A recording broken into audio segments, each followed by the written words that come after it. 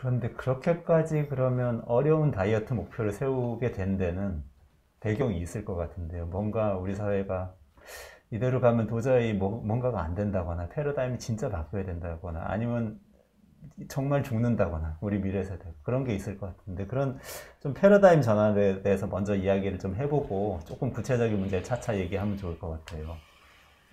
박석현 소장님께서 말문을 이번에도 열어주시겠어요? 다이어트가 정말 어렵죠. 근데 우리가 지금의 상태에서 뭔가 조금 바꿔가지고 이거를 줄이겠다 했을 때는 예를 들면 이런 거예요. 우리가 에너지 전환 얘기를 하면서 재생에너지로 우리가 지금에 누리고 있는 모든 삶의 풍요로움을 다 그대로 누리면서 에너지원을 화석연료에서 재생에너지로 바꾼다는 것이 모든 것이 이제 집중되어 있거든요. 근데 사실 이렇게 해서 바꿀 수 있는 양은 크지 않아요. 그렇게 해서 바꿀 수 있는 거는 굉장히 한계가 있다라고 생각을 해요. 그래서 영국 같은 경우에도 굉장히 빠른 시간 안에 이제 그 감축량을 달성을 했는데 대부분이 에너지원을 바꾸면서 풍력하고 태양광 이런 그 재생에너지 중심으로 바꾸면서 했거든요. 하지만 수송 분야라든가 산업 뭐 이런 데서는 굉장히 줄이기가 어려워요. 그게 왜냐하면 우리의 라이프 스타일을 바꿔야 되는 거거든요. 그러니까 그렇게 우리가 지금까지 살아왔던 방식으로 가서는 이것을 줄이는 것이 거의 뭐 어렵다라고 보는 거죠. 그래서 탄소 중립이라는 목표를 우리가 갖게 된다면 지금의 삶의 방식하고 완전히 바뀌어야 된다고 생각하고 저는 앞서서 그 지난번에 참성장 이 패널 디스커션 할 때 그걸 보면서 그 저희가 지금 추구하고 있는 그 현재까지 추구해왔던 성장이라는 모델이 완전히 바뀌어야 된다라고 생각을 해요. 그래서 그 성장의 패러다임을 벗어나는 것이 우리가 탄소 중립을 할 수 있는 방법이다라고 생각을 하는데 그럼 어떻게 그 이야기를 가져갈 수 있을까? 그런 걸 사람들한테 어떻게 설득할 수 있고 전달할 수 있을까? 이런 생각을 해보면요. 가장 간단하게는 우리의 성장 방식을 생각해 보시면 돼요. 우리는 뭐 좀 전에 다이어트 얘기가 나왔으니까 예를 들면 이런 거죠. 기존의 성장을 측정하는 방식이 GDP인데 GDP를 측정하는 방식은 예를 들면 제가 살이 쪘어요. 살이 쪘는데 이 살이 찐 것을 빼기 위해서 새로 뭐 트레이드밀 같은 걸 사야 되고 운동기구를 사야 되고 돈을 들여서 살을 빼는 거죠.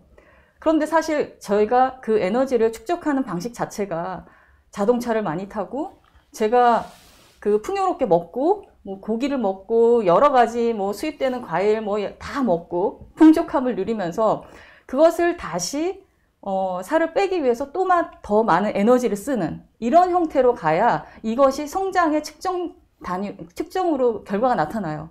그러니까 예전에는 자연스럽게 우리가 얻을 수 있었던 많은 자연의 혜택들이죠. 생태계 서비스라고도 얘기하는데 이런 것들이 지금은 산업화되어서 그것을 우리가 소비를 할 때만 이것이 성장의 그 값으로 결과가 나오는 거예요. 그러니까 기술자본, 금융자본 이쪽으로 다 대체되면서 우리의 지금의 현재 생활 방식이 그렇게 맞춰져 있다는 거죠.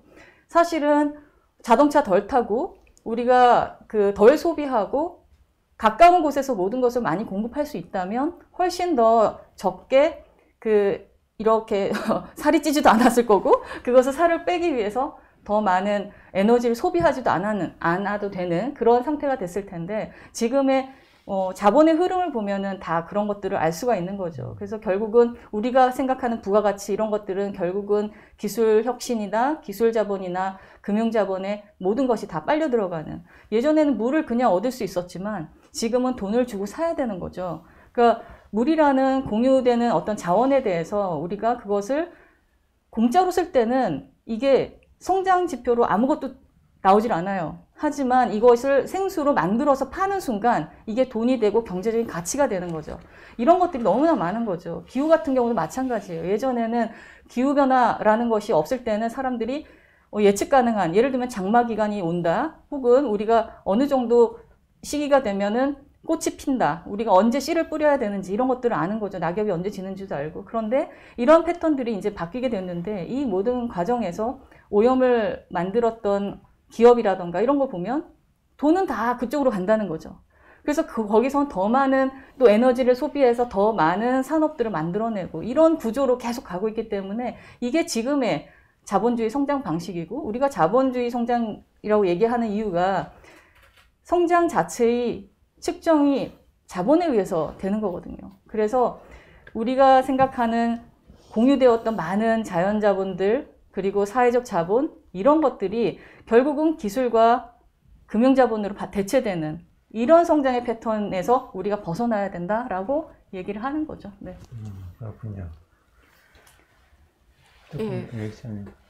네, 저는 이제 약간 옛날 얘기부터 아주 옛날 얘기부터 시작을 해보면, 그러니까 지구 온도라는 게 이제 지구가 처음에 탄생했을 때 굉장히 뜨겁다가 이제 급격하게 식는 시기가 있었고, 농경이 시작되는 시점이 어느 시점이냐면 온도가 적당히 떨어진 시점이기도 하지만 온도 변화가 없이 굉장히 안정된 시기가 이제 지금 우리 시대까지 이어지고 있는 건데, 그때가 사실 인류 문명이 생겨나게 되고 또 이제 사실은 사람들이 자연을 파괴하기 시작하는 농경이라든가 도시화라든가 이런 걸 시작하면서 자연을 파괴하는 시점이기도 하는 거죠. 그래서 그러나 인간 활동이라는 게 생태계 내에서 조절이 되면서 온도 변화가 별로 없던 시기를 거쳤고, 지금은 뭐 논란은 많았지만 어쨌든 지금의 기후 변화가 인류의 특히 산업혁명 이후에 화석연료를 사용한 거의 결과다라고 얘기되고 있고, 이제 그 다음에 온도가 치솟을 경우에는 경제 성장은 물론 생존 자체가 위협을 받을 것이다라는 거가 이제 아까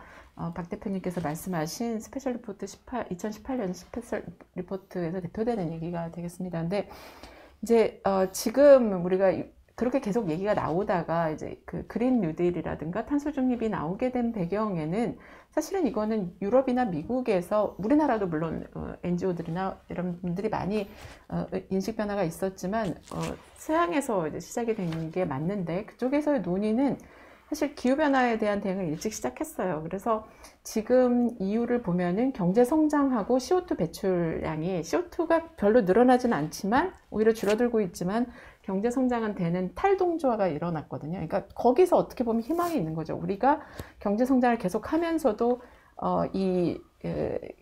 지구에 치명적인 영향을 미치는 행동을 하지 않을 수 있는 것도 있지 않겠느냐라는 이제 그런 자신감이 한편에서는 들었을 거고, 또 하나는 사실 일찌감치 탈탄소화를 노력을 하면서 EU 같은 경우에 그런 경우는 사실 내부적으로는 그러면서 자국의 제조업들이 다른 나라로 빠져나가는, 소위 말하는 탄소 누출이 일어났다 해서 이거를 더 이상 계속 감내하지 않겠다라는, 그래서 다른 나라들도 여기에 동참해서 우리의 탈탄소화를 좀 막겠다라는, 어떻게 보면은 그 미래의 경제 성장과 CO2 배출 저감이라는 거를 같이 가져갈 수 있다라는 어떤 기술적인 자신감, 그리고 두 번째는 자국 경제에 대한 고려, 이런 것들이 그린 뉴딜이라는 아젠다를 글로벌 아젠다로 가져오게 된 것 같아요. 그럼 이제 우리 같은 경우는 장기적으로 보면 앞으로 성장이 늘어나고 있고 일자리가 생길 거로 예상되는 거는, 이거는 경제학자들 사이에 별로 이견이 없어요. 2050년을 즈음에서는 저탄소화 상품 쪽하고 상품이나 서비스, 그리고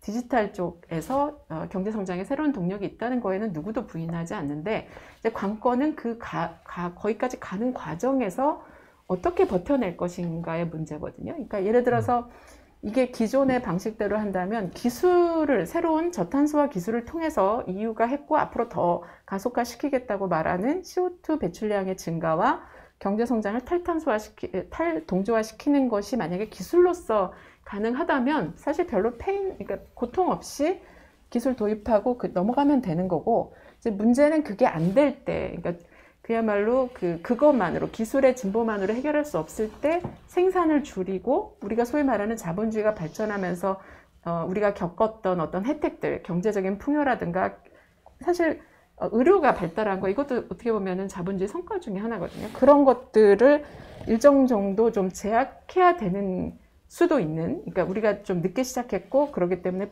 빨리 저감을 하는 과정에서 그 고통이 있을 수 있는데, 그 고통을 과연 참아내는 것에 국민들이 동의할 수 있는가, 그리고 어느 정도까지 해야 되는가. 왜냐하면 제가 좀 말이 길어지고 있지만 이게 디지털 전환도 그렇고 저탄소 전환도 그렇고 대부분 다 기술적으로 하이텍에 해당하는 것들이에요. 그러다 보니까 그쪽으로 전환했을 때 어려움을 겪는 사람들은 실제로 경쟁력이 약한 중소기업이라든가 그러니까 자본하고 노동 중에서는 사실은 노동의 문제고, 그러다 보니까 우리가 지금 디지털 그린 뉴딜 2.0 버전에서 나온 휴먼 뉴딜이라고 돼 있는 이게 뭐 전 세계적으로 이슈인데 이게 기후 변화하고 성장의 문제 더하기 그 사람들의 복지 후생을 어떻게 할 거냐 이 세 번째 거를 희생해도 되느냐가 사실은 경제 성장하고 같이 결부돼 있어서 쉬운 얘기는 아니죠. 그러나 패러다임 전환이라는 측면에서 보면은 2050까지 그로 가야 되는 건 맞고 그 안에서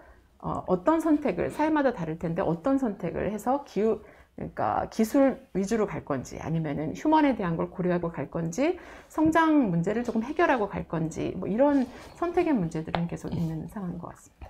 굉장히 큰 선택이네요. 그 방금 오 교수님께서 말씀하신 탈동조화, 디커플링이라는 것이 제가 막 이제 연구가 끝나서 같이 출판이 돼서 나중에 공유를 할 수 있는데요. 유럽의 29개 국가를 약 20년간 패널 스터디를 쭉 해봤습니다. 그랬더니 탈동조화 혹은 디커플링이라는 게 뭐냐면 사람들이 보통 그렇게 생각해요. 경제 성장을 하면은 마찬가지로 그것과 동시에 이제 환경 오염이 된다라고 생각을 합니다. 보통 대부분 그렇고요. 그런데 유럽의 모든 국가는 아니고 뭐 영국이라든지 네덜란드라든지 몇몇 국가들이 경제 성장은 하는데 거기에 비해서 그린하우스 가스 미션 즉 온실가스 배출은 줄어드는 거예요. 그게 이제 탈동조화거든요. 그래서 과연 그거를 가능하게 하는 요소들은 무엇인가, 원인들은 뭔가를 이렇게 쭉 이렇게 통계 분석을 해서 봤을 때 결국은 여러 뭐 기술 요소도 있고 뭐 산업 요소도 있고 다양한 요소가 있지만 가장 중요한 요소 중에 하나가 이 정책 요소입니다. 정책 요소 중에 특히 소위 말하는 ETS 혹은 에미션 트레이딩 시스템이라는 그 탄소 배출권 거래가 잘 되고 있는 그런 국가들일수록 탈동조화가 이루어지고 있다라는 것들을 볼 수가 있습니다. 그래서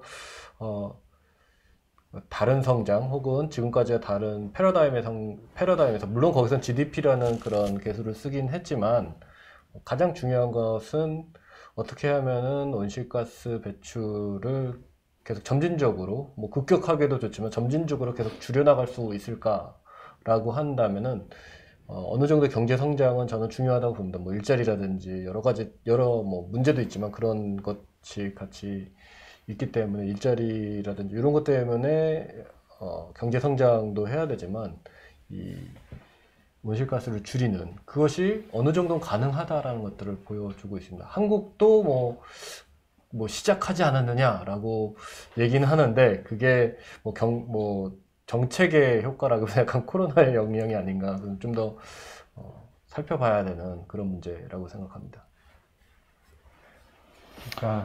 말씀하시겠어요? 뭐 이제 정리하시고 네, 말씀하겠습니다.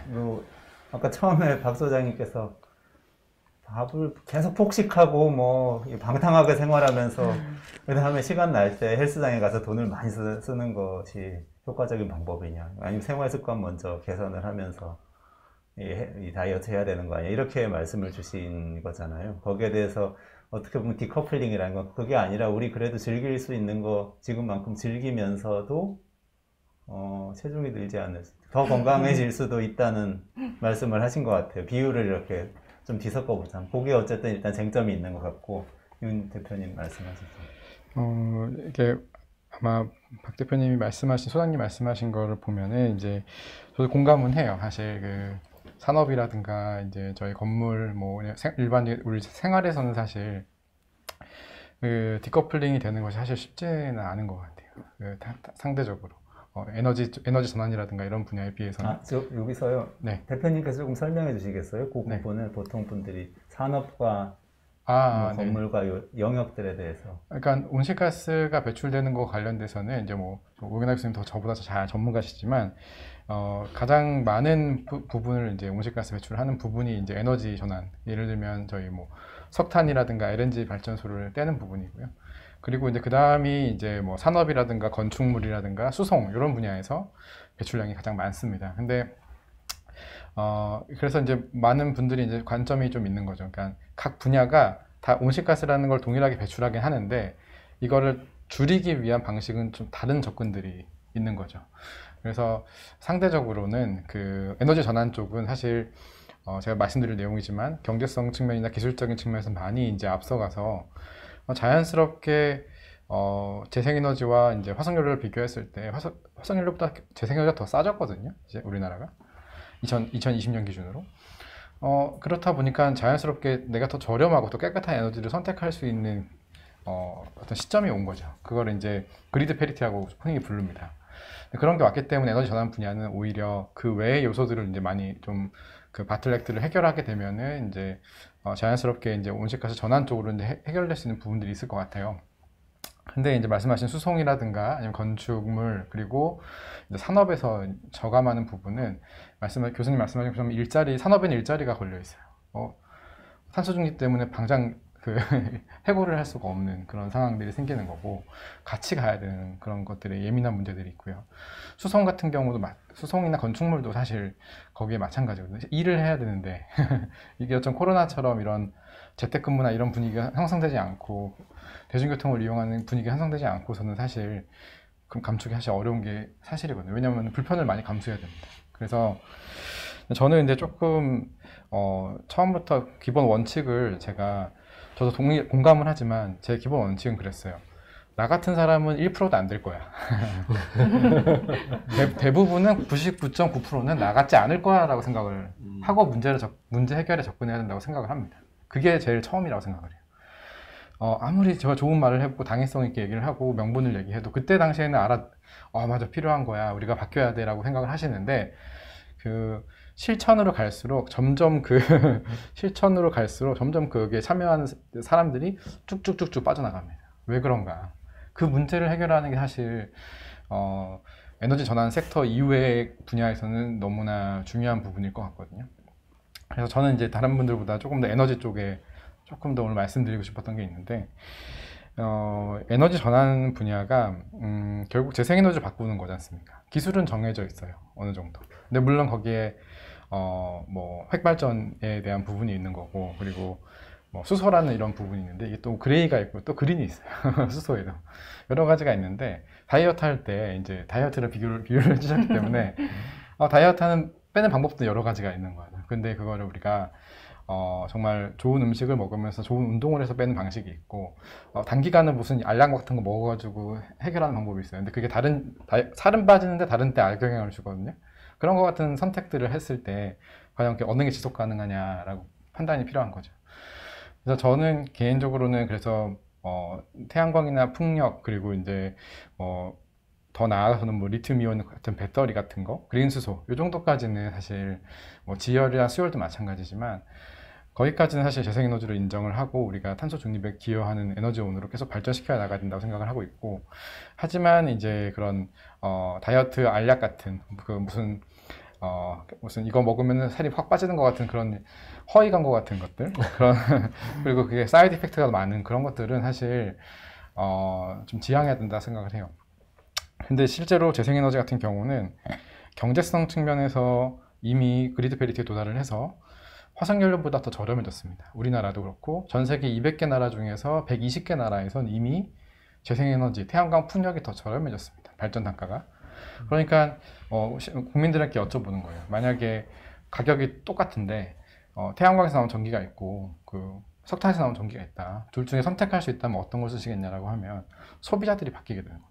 이런 것들은 소비자들이 바뀌고 국민들이 바뀐다는 거는 내가 굳이 불편을 감수하지 않아도 충분히 재생에너지로 또 온실가스를 줄이는 거에 기여할 수 있다는 의미거든요. 그러니까 99.9%의 저와 다른 대부분의 분들에게는 그렇게 불편함을 주지 않으면서 더 경제적으로 이윤까지 줄 수 있는 것이 가능해야지만 급격한 변화가 생겨날 수 있습니다. 그래서 산업 분야에서는 오 교수님이 말씀하신 산업 정책이 굉장히 중요한 거고 그런 동기를 주니까요. 그리고 뭐 일반 국민들에게도 마찬가지인 거예요. 그래서 저는 근본적으로 우리가 논의할 때 우리 청취하시는 분들, 보시는 분들 또 우리를 포함해서 우리 외에 99.9%에 대해서 그분들에서부터 생각을 해야지만 정말 실질적인 대안을 찾을 수 있지 않을까 생각합니다. 근데 저는 한마디 보태고 싶은 게 99.9%에서 상당히 많이 빠졌다 지금. 왜냐하면 다행입니다. 네, 제가 그 서울 뭐 시민대학이나 이런 데서 강의를 하면서 학습자분들을 만나보면요. 그분들이 그런 얘기를 하세요. 저한테 자기가 고민을 해봤는데 이 기후위기에서 우리가 그 살아남기 위해서 우리 후세들을 위해서 해줘야 될 거는 마이너스 성장밖에 없다. 이런 얘기를 하신 분도 계세요. 그리고 기후위기에 대해서 알게 되면 알게 될수록 어떻게 행동해야 되는지를 알려달라고 하시는 분들이 굉장히 많으세요. 저는 그런 면에서는 어느 정도 우리가 너무 시민들은 안 바뀌어라고 너무 단정 지을 필요는 없지 않나. 그래서 지금 계속해서 교육하고 학습하고 서로 이야기 나누고 정보를 알리고 이런 것들이 굉장히 중요하다고 생각을 해요. 네. 저도 이제 하나 보태면은, 그러니까 EU가 탈동조화를 분명히 성공을 현재까지 하고 있는 거로 보이는데, 근데 이제 사실 그 데이터를 좀 들여다보면 또 다른 면이 있어요. 그러니까 그 온실가스를 배출하는 상품의 소비를 줄이는 거하고 상품의 생산을 줄이는 거하고는 다르거든요. 그러니까 EU에서 온실가스를 배출하는 상품의 생산은 분명히 줄었는데 소비가 줄지는 않았거든요. 그럼 이제 그 소비가 준 거를 그럼 어떻게 그 소비하고 생산 간의 갭을 어떻게 메꿨느냐면 소위 말하는 탄소 누출하고도 연관되어 있는 건데 기업들이 다른 데 나가서 내지는 수입품으로 이 대체를 하면서 그래서 생산되는 CO2 배출량하고 그 소비되는 CO2 배출량이 EU 같은 경우는 소비되는 게 더 높거든요. 근데 이게 지금 파리 협정 이후부터는 그 온실가스를 배출하는 모든 나라가 저감 활동에 동참하는 거를 원하고 있고 또 뭐 대표적으로 중국이나 인도도 거기로부터 자유롭지 않기 때문에 실제로 생활의 변화라는 게 라이프 스타일의 변화가 있지 않으면은 조금 힘든 거죠. 그러니까 그 일부는 아까 이기현 그 대표께서 말씀해 주신 대로 기술로 해결할 수 있는 것들이 분명히 있어요. 근데 태양광 같은 경우도 그러니까 지금 우리가 그 전체 에너지를 태양광으로 대체하자라고 얘기하고 있지는 않고 에너지 소비를 가능한 한 줄이고 나머지 에너지 소비를 전기화하고 전기를 에너지 재생이나 수소로 생산하자는 게 그 내용이거든요.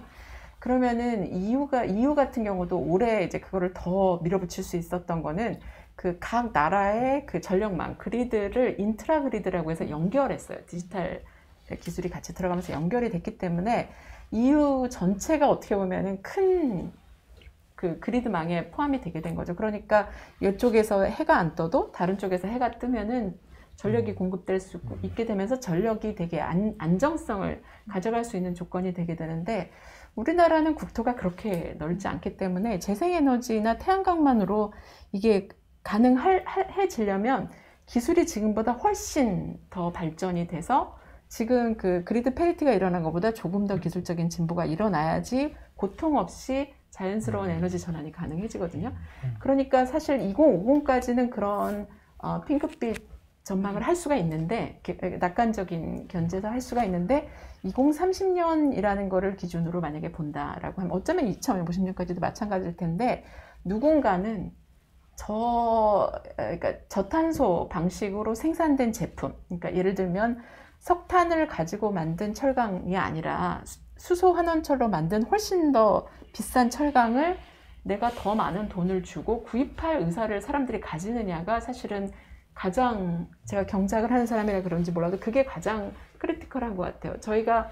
저도 그 에너지 전력을 줄인다든가 그 물을 줄인다든가 이런 거와 관련된 사회 실험을 2차례 정도 했었는데 처음에 정보를 받았을 때 처음에 임팩트가 있었을 때 반응하는 층들도 원래 줄이던 사람들이 대체로 반응을 하고 이게 시간이 가면은 그거에 무감해지고 그 다음에는 정보 자체를 별로 보려고 하지 않는 그러니까 이게 이게 지금 그러니까 시민들이 우리 기후변화에 동참한다라고 하는 것보다는 훨씬 더 약간 더 많은 가격을 지불하겠다라는 조금은 고통이 있는 커미트먼트가 필요한 거고 어떻게 보면은 그게 이제 저도 편리성의 측면에서 보면 절대로 선택하고 싶지 않지만 아이가 있기 때문에 우리 애가 살아갈 2000 몇 년을 고민하면은 조금 생각이 좀 바뀌게 되거든요. 그러니까 어떻게 보면 우리나라의 이 낮은 그 출산율 영향을 주는 게 아닌가 뭐 그런 생각도 들고 그러더라고요. 그래서 어쨌든 이게